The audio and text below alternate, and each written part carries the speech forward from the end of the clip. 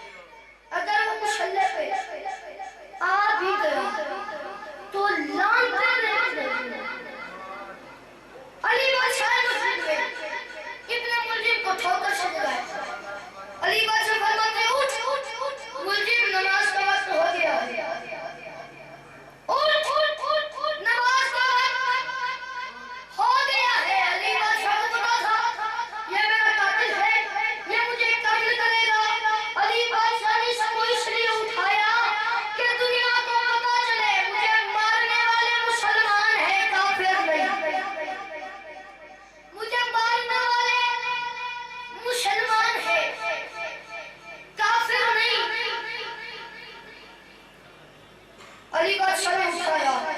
और मौलवी तू समझता है कि सिर्फ खैबर ही उड़ाता है अली।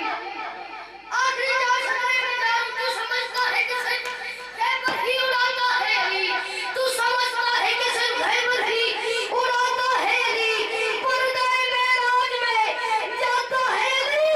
अब मेरे किरदार की जुर्रत का ये अंदाज भी देख, अपने सोए हुए कातिल को जगाता है अली।